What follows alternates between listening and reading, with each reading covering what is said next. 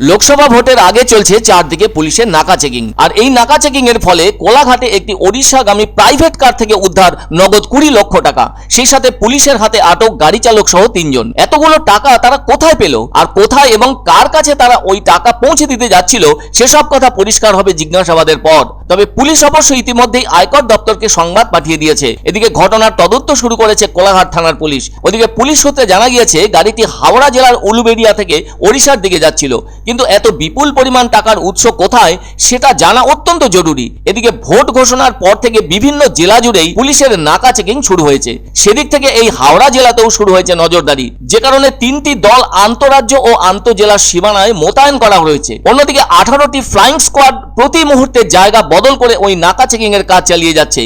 এটা ঠিক যে এ ধরনের নাকা চেকিং চলার ফলে কিছু না কিছু জিনিস উদ্ধার হচ্ছে বিভিন্ন দিক থেকে। যেমন পাঁশকুড়ায় উদ্ধার করা হয়েছে 100 লিটার চোলাই।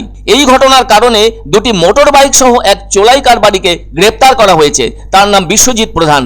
এ ব্যাপারে একটা জিনিস পরিষ্কার, নাকা চেকিং ঠিকমতো হলে কিছু না কিছু জিনিস উদ্ধার হচ্ছেই।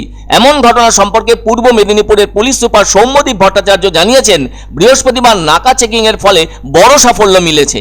সেটা হলো নগদ 20 লক্ষ টাকা আর তার সাথে 3 জনের গ্রেপ্তারি। সেই সাথে একটি প্রাইভেট কারও বাজেয়াপ্ত করা হয়েছে। তবে নির্বাচন কমিশনের নির্দেশ মেনে 10 লক্ষ টাকা বা তার বেশি উদ্ধার হওয়ায় পুলিশের পক্ষ থেকে আয়কর দপ্তরে খবর পাঠানো হয়েছে। উদ্ধার হওয়া সবগুলি নোট ছিল 500 টাকার। আর এখন তো দেশে নির্বাচনী আচরণ বিধি চালু হয়ে গিয়েছে, সে কারণে 48টি স্থানে ফ্লাইং স্কোয়াড টিম নামিয়ে জোর নজরদারি শুরু করেছে পূর্ব মেদিনীপুর জেলা প্রশাসন। গতকাল বিকেল 4টে নাগাদ কোলাঘাটে অবস্থিত শরৎ সেতুর ওপর দিয়ে কলকাতা থেকে সোজা ওড়িশা যাওয়ার পথে একটি সাদা আর্টিকা গাড়িকে আটক করে পুলিশ। প্রাথমিকভাবে গাড়িটিকে আটক করে তাতে তল্লাশি চালানো হয়। এরপর একটি ব্যাগ থেকে মেলে নগদ 20 লক্ষ টাকা। ওই টাকা উদ্ধারের সংবাদ পেয়ে ঘটনাস্থলে চলে আসে ফ্লাইং স্কোয়াড টিমের সদস্যরা। ওখানে সেই মুহূর্তে ছুটে এসেছিলেন আয়কর দপ্তরের আধিকারিকরাও। এ ব্যাপারে কোলাঘাট থানার ওসি সৌরভ চিনিয়া বলেন, নির্বাচনী নির্ঘণ্ট প্রকাশ হওয়ার পর থেকেই 6 নম্বর জাতীয় সড়কের উপর নাকা চেকিং রাখা হয়। আর ওই অঞ্চলে নাকা চেকিং এর কারণেই এতগুলি নগদ টাকা উদ্ধার করতে সমর্থ হয় পুলিশ। এমনিতেই পূর্ব মেদিনীপুর জেলাতেই রয়েছে 16টি বিধানসভা। ওই বিধানসভাগুলি হলো তমলুক, পাঁশকুড়া পূর্ব, পাঁশকুড়া পশ্চিম, ময়না, নন্দকুমার, মহিষাদল, হলদিয়া, নন্দীগ্রাম, চাঁদিপুর, পটাশপুর, কাঁথি উত্তর, ভগবানপুর, খেজুরি, কাঁথি দক্ষিণ, এগরা ও রামনগর। তবে পূর্ব মেদিনীপুর জেলায় 5টি মহকুমা রয়েছে। এই জেলার ভেতর প্রতি বর্গ কিলোমিটারে বাস করেন 1100 জন মানুষ। সে যাই হোক না কেন, ভোটের দিনক্ষণ ঘোষণা হওয়ার পর থেকেই প্রত্যেকটি বিধানসভায় 3টি করে ফ্লাইং স্কোয়াড টিম গড়া হয়েছে। জেলা পুলিশের পক্ষ থেকে গোটা জেলায় 21টি নাকা পয়েন্ট তৈরি করা হয়েছে তল্লাশি চালানোর জন্য। আর নিয়ম যা আছে তাতে করে বৈধ নথি ছাড়া 50,000 টাকা বা তার বেশি টাকা নগদ হিসেবে নিয়ে যাতায়াত করলে তা বাজেয়াপ্ত করা হতে পারে।